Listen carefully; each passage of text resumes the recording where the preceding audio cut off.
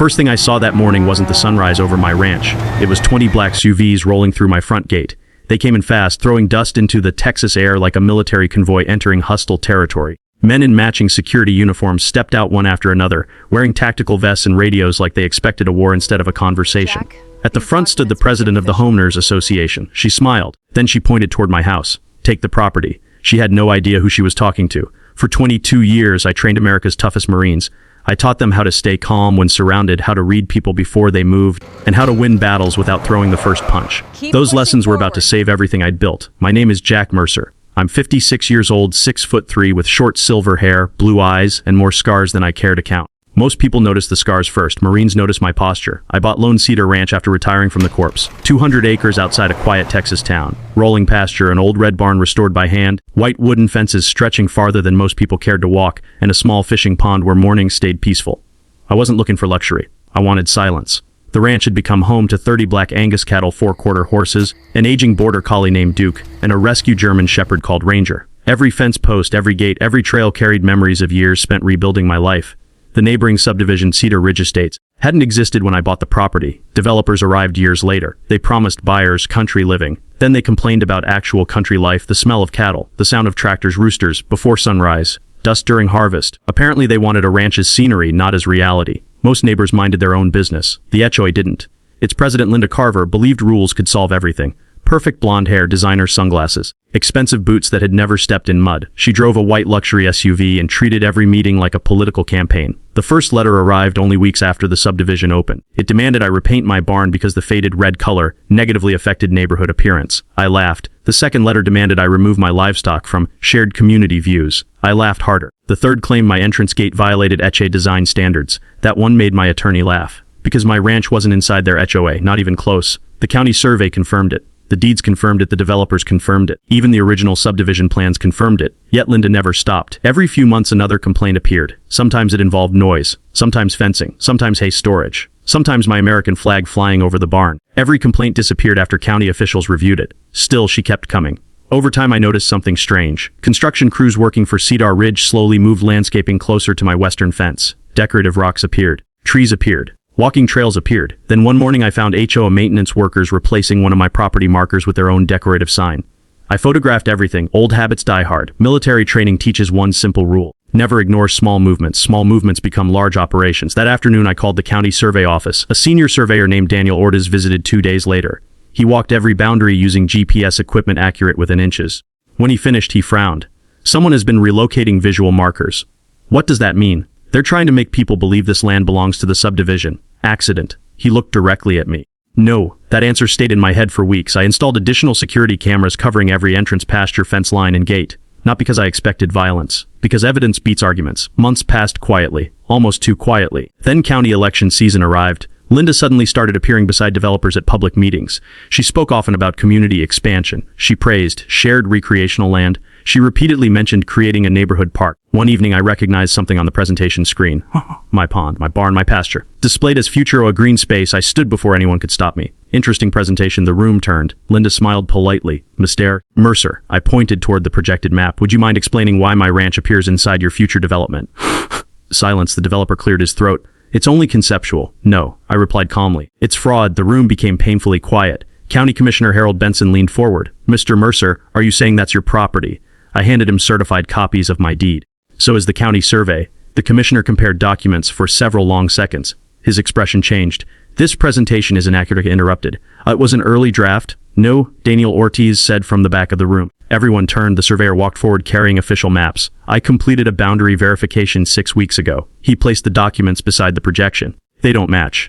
Developers suddenly looked uncomfortable. Meeting adjourned 15 minutes later. Most people assumed the issue was over. It wasn't. 3 nights later, one of my cameras recorded someone cutting the lock on my western equipment gate. Nothing was stolen. Nothing was damaged. They simply opened the gate and left. Testing, just testing. The same tactic reconnaissance teams use before larger operations. I replaced every lock before sunrise. Then I upgraded every camera again. License plate recognition, thermal recording, cloud backups, motion alerts directly to my phone. Friends joked I had turned my ranch into a military base. Maybe I had. 2 weeks later, my attorney Sarah Collins called. I've received something unusual. What kind of unusual? The HOA filed paperwork claiming part of your ranch falls under community maintenance responsibility. I nearly laughed. They can't. I know, so why file it? She stayed quiet for a moment. because someone at the county clerk's office accepted it before reviewing supporting documents. That got my attention. Accepted, temporarily. So now, I'm filing an immediate objection. Anything else? Another pause. I think they're building a paper trail. Military planning always begins the same way. First they normalize the objective. Then they create paperwork. Then they convince enough people the paperwork represents reality. Finally they act before anyone notices. I'd taught that exact pattern to Marines studying psychological operations. Now someone was using a civilian version against me. I drove into town the next morning. At the county records office, an older clerk quietly slid copies across the counter. There have been several filings involving your western boundary. Bayhoo? She lowered her voice. Attorneys representing Cedar Ridge estates. Every filing used nearly identical language. Boundary clarification, maintenance adjustment, community easement. Individually harmless, together dangerous. Someone wasn't making mistakes. Someone was preparing for something much bigger. That evening, Duke started barking toward the gravel entrance. Not normal barking, warning barking. I stepped onto the porch. A black pickup sat across the road. Engine running, lights off, watching. The truck remained there almost 15 minutes before driving away. The next night it returned. Different driver, same location. The third night another vehicle appeared. Observation, patterns, routine collection. Exactly how professionals gathered information. I called Sheriff Tom Bradley the following morning. He listened without interrupting. When I finished, he nodded. I'll increase patrols, I appreciate it. But technically they haven't committed enough for criminal charges. I know. He looked across my pasture. You expecting trouble? I don't expect it. I prepare for it. The sheriff smiled slightly. I've heard stories about your Marine days. Most are exaggerated. I hope this ends before we find out which ones aren't. I hope so too. But deep down, something told me this wasn't about complaints anymore. It wasn't about fences, or cattle, or landscaping. Someone wanted my land, and they were getting desperate. 3 days later, my phone buzzed just after dawn. Motion detected. Western boundary. I opened the live camera feed. 5 men wearing reflective construction vests were unloading fresh fence posts inside my property line, without permission. I grabbed my truck keys, looked at Ranger waiting beside the door, and drove toward the western pasture. By the time I arrived, the first steel post had already been driven into my land. One worker looked up nervously. Another avoided eye contact. Then a white luxury SUV rolled onto the trail. Linda Carver stepped out, folded her arms, and smiled as if she'd already won. "Good morning, Mr. Mercer," she said. "We're just establishing the community's new boundary." I looked at the steel post buried in my soil, then back at her. For the first time in years, I stopped smiling. I climbed out of my truck without slamming the door. The quieter I became, the more nervous people around me usually got. Linda adjusted her sunglasses and gestured toward the workers. "As you can see, Mr. Mercer, the survey has been updated." I glanced at the fresh steel post. "No, it hasn't." One of the workers shifted uneasily. Another quietly stepped away from the equipment. They knew something wasn't right. Linda pulled a folder from under her arm and waved several stamped papers. "These documents authorize us to establish the new community boundary." I didn't even reach for them. Instead, I took out my phone and started recording. "Please say that again." Her smile tightened. "We're legally taking possession of this section of land." I slowly turned my camera toward the GPS marker Daniel Ortiz had installed months earlier. The official county marker sat almost 30 feet inside my property, untouched. Then I pointed at the brand new steel post the workers had just driven into the ground. "The county marker hasn't moved," I said calmly. "Only yours has." One worker cleared his throat. "Mom, nobody told us there was already a survey marker." Linda shot him a look sharp enough to silence him. "Keep working." I called. Nobody moved. I called one name. "Daniel." Dan Linda frowned. "What?" "I've already invited the county surveyor." Her confidence faded for the first time. Less than 20 minutes later, a white county truck rolled up the gravel trail. Daniel Ortiz stepped out carrying the same GPS equipment I'd seen months earlier. He didn't say hello. He simply walked to the steel post, checked his readings, and looked directly at the construction crew. "Who ordered this?" Linda stepped forward. Daniel shook his head. "This post is 28 feet inside Mr. Mercer's property." Silence. One construction worker quietly removed his gloves. "So, we're trespassing." Daniel answered without emotion. "Yes." The crew packed their tools almost immediately. Linda wasn't finished. "This isn't over." I looked her straight in the eye. "No, it isn't." That afternoon, Sarah Collins called. "I just received another filing." "What now?" "The HOA has petitioned the county for emergency possession of your western pasture." I laughed. Actually laughed. "Emergency? They claim you're creating a public safety hazard. With cows. They listed livestock, fencing, farm equipment. And your pond? They're claiming it's an attractive nuisance for subdivision children." I rubbed my forehead. "They're throwing everything at the wall." Sarah sighed. "Jack, I think they're running out of legal options, meaning they may try something reckless." Reckless came sooner than expected. 4 nights later, my cameras captured 3 masked men entering my western pasture after midnight. They weren't stealing cattle. They weren't vandalizing buildings. They walked directly to the survey markers. One man carried a shovel. Another carried bolt cutters. The third held what looked like a rolled-up property map. I watched the footage twice. Then 3 times at exactly 20:17 a.m. one of them dug around the official county marker. At 2023 they pulled it out, then they loaded it into their truck. I immediately backed up every video file to 3 separate locations. By sunrise, Sheriff Tom Bradley was standing beside the empty survey hole. He removed his hat slowly. That's an official county monument. Daniel Ordaz arrived minutes later. His face turned pale. They removed government property. The sheriff looked at me. That's a felony. For the first time since this all started, someone besides me looked genuinely worried. The investigation moved fast. County investigators collected tire tracks, boot impressions, tool marks, fingerprints left on discarded gloves. The evidence team worked nearly 6 hours. Linda never appeared. Neither did any HOA board member. By evening, rumors spread through Cedar Ridge Estates. Some neighbors finally started asking questions. Others quietly apologized for believing the HOA's stories. An older veteran named Mike Reynolds knocked on my door that evening carrying homemade pie. I owe you an apology. For what? I believed then you weren't the only one. You looked toward the pasture. They told us you were trying to steal HOA land. I smiled slightly. Hard to steal something you've owned for 12 years. Mike nodded. People are starting to figure that out. Then he lowered his voice. Be careful. Why have I attended a board meeting last week? And they're angry. About what? Well, Sarah requested copies of every HOA meeting transcript through public records. 3 days later, she called again. You need to hear this. She emailed me several pages. One paragraph caught my attention immediately. Linda had told the board, once possession begins, he'll have no practical way to stop us. Possession begins. Not if. When I called Sarah, that's not normal language. Knew they've already planned something. I think so. Any dates? She paused. What's next Saturday? The HOA's annual Community Improvement Day. Basso, they've hired private security. How many? Sarah inhaled slowly. 20. The number sat in my head like a warning bell. 20. Not maintenance workers, not volunteers, private security. Exactly enough people to overwhelm one ranch owner before deputies could arrive. I walked outside. Ranger followed. The evening breeze rolled across the pasture while cattle grazed peacefully under the orange Texas sunset. Everything looked calm. Too calm. Years ago, before marine exercises, the training grounds often looked exactly like this. Quiet. Still. Right before chaos, the next morning I made several phone calls, not because I wanted to fight, because preparation prevents one.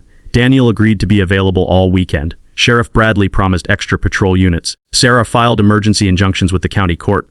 I hired 2 off-duty drone operators to document every inch of the property from the air. Then I tested every camera, every backup battery, every radio, every gate, every lock. By Friday night, the ranch had over 60 active recording angles. Nothing would happen unseen. Saturday arrived with crystal clear skies. At 6:30 that morning, Duke began barking. Not excited. Alert, I opened my security monitor. Dust clouds appeared on the gravel road, one vehicle, then another. Black SUVs, pickup trucks, utility trailers. Exactly 20 security guards wearing matching tactical uniforms climbed out carrying zip ties, radios, bolt cutters, and folders marked Puma Tramtam Party Transfer. Not inspection, not maintenance. Transfer, my phone rang. Sarah. Jack them. They just filed something. What? An emergency enforcement order. Signed. No, Judge. No, Judge. Then it's worthless. I know. Bah, they may act before anyone checks. I ended the call. Then another alert appeared. A drone hovering over my barn, live streaming. They wanted evidence. Or intimidation. Maybe both. Linda climbed out of the lead SUV wearing an expensive cream-colored blazer instead of ranch clothes. She smiled for the cameras, news cameras. 2 local media vans rolled in behind the convoy. She wanted a public victory. She expected me to lose my temper. Instead, I poured myself a cup of coffee. Then I waited. Because every Marine learns one lesson before leading others. The person who moves first usually makes the first mistake. 20 guards formed a line outside my front gate. Linda lifted a bullhorn. Jack Mercer. Her voice echoed across 200 acres. The authority of Cedar Ridge Estates Homeowners Association, this property is now under community enforcement. I took one slow sip of coffee. Then I opened my front door and stepped onto the porch. I stepped onto the porch with my coffee still in one hand. 20 guards stood shoulder to shoulder outside my front gate. Linda Carver raised the bullhorn again. Mr. Mercer, this property is now under HOA enforcement. Open the gate immediately. I looked at the guards instead of her. Most weren't looking at me. They were studying the ranch, the cameras, the livestock, the county survey markers. Professionals noticed details. Then I noticed something else. Several of them were wearing body cameras. Good. So was I. I calmly walked down the porch steps until I stopped several feet inside my property line. Morning, everyone. No one answered. Linda unfolded a packet of papers. You've been notified repeatedly. We are taking possession of the western section of this property. Do you have a court order? We have authority. That's not what I ask. She hesitated. No. A judge's signature? No. I nodded once. Then nobody is entering my property? Oh, she looked at the guards. Proceed. None of them moved. The team leader, a broad-shouldered man named Eric according to his uniform, stepped toward her. Mom, before we cross that fence, I need to verify legal authorization. You've already been hired. That isn't what I asked. She shoved the paperwork toward him. He read the first page, then the second. His expression changed. This isn't a court order. Doesn't need to be. It absolutely does. A murmur spread through the security team. Several guards exchanged uneasy looks. Then Linda pointed directly at me. His bluffing. I smiled. No. Linda, I pointed toward the hill behind my barn. You are. At that exact moment, 2 county survey trucks rolled into view. Behind them came 3 sheriff's patrol vehicles, then Sarah Collins' pickup. Finally, a drone descended low enough for everyone to see the county seal on its side. Linda's confident smile disappeared. Sheriff Tom Bradley stepped out first. Nobody moves. The ranch fell completely silent. Daniel Ortiz walked directly to the survey marker and planted a bright orange county flag beside it. This marker has been verified 3 separate times. He turned toward everyone gathered. The land behind this marker belongs entirely to Jack Mercer. A local news reporter lifted her microphone. Sir, does the HOA have any legal claim? Daniel answered clearly, no. The cameras caught every word. Linda rushed toward the sheriff. They're lying. Tom Bradley held up a hand. I've heard enough. He turned to the security team. Who is in charge? Eric stepped forward. I am.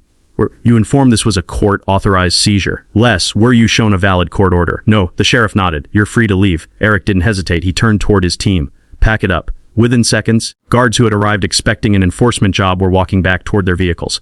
Linda shouted after them. You can't leave. Eric stopped beside his UV. We were hired for legal security. He held up the paperwork. This isn't legal. Then he drove away. One by one, all 20 vehicles followed. Linda stood alone in the dust. But it wasn't over. Daniel quietly handed the sheriff a folder. What's this? Tom asked. The evidence from the missing county survey marker. The sheriff opened it. Inside were fingerprints, GPS records, license plate photographs. Then he looked at Linda.